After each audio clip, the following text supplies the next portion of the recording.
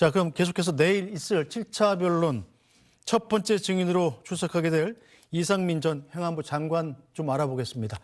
자, 이상민 전 행안부 장관은 비상계엄이 해제된 직후에는 계엄에 대해서 우려를 표시했다고 밝혔습니다만 이 내란 혐의의 수사가 시작되자 증인 선서도 하지 않고 침묵으로 일관해왔습니다. 계엄 연구와 관련해서 행안부 장관께서 어떤 의견 표명을 했는지 저도 역시 우려를 표명했죠. 우려를 표명했다. 네, 그렇습니다. 증언하지 않겠습니다. 모든 증언 거부하려고 뭐하러 이 자리에 나오셨어요? 소환을 하셨기 때문에 나왔습니다. 여기 관련자들이 이 자리에서 하는 이야기들이 자기가 겪은 제한적인 상황 그리고 한정된 기억에 의존해서 진술하는 것인데 이러한 각자의 진술이 국민들에게 달리 알려질 경우에는 국민들이 신속하게 진실을 파악하는 것도 중요하지만 실체적 진실을 아는 것이 중요한데 이런 흩어진 조각을 국민들에게 그대로 알릴 경우에 국민들께서 더 혼란을 겪으실 거라고 생각합니다. 네, 자, 양지민 변호사님, 이상민 전 장관의 이런 태도로 미뤄 짐작할 때 내일 있을 7차 변론에도 별다른 증언을 하지 않거나 증언 자체를 거부할 가능성도 좀 있는 상황이네요. 굉장히 높아 보입니다. 왜냐하면 지금 이전에 출석을 했던 곽종근 전 사령관을 제외한 다른 전 사령관들의 경우에도 본인이 형사 재판 중이기 때문에 불리하게 쓰일 수 있는 증언은 본인이 하기 곤란하다라면서 증언 거부권을 행사를 했습니다.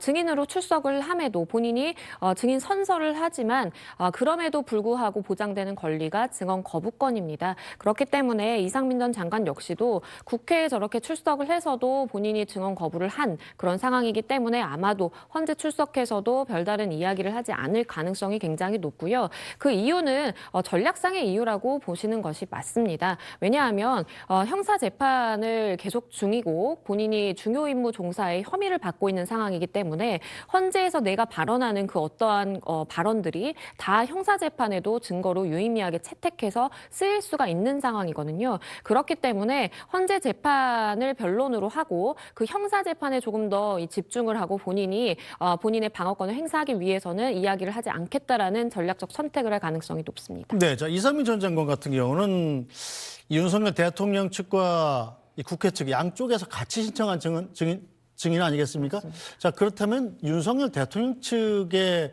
이 질문에만 답변할 가능성도 있나요?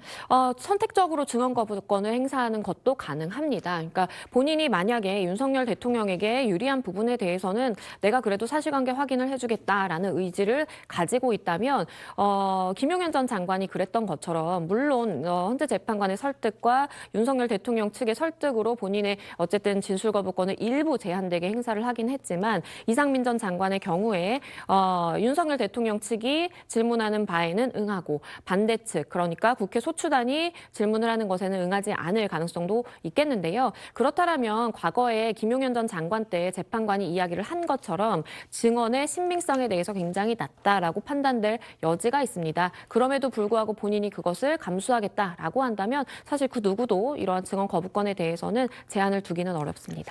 네, 자, 이상민 전 장관에게 헌재가 확인할 가장 큰 의혹은 바로 이 계엄 당일날 언론사 등에 대해서 단전 단수를 지시했느냐 여부가 될 텐데요.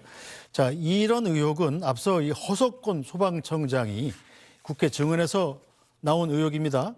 자, 허석권 소방청장은 이상민 전 장관의 지시가 있었다. 그렇지만 소방 업무가 아니라는 판단에 실행하진 않았다고 증언했는데요.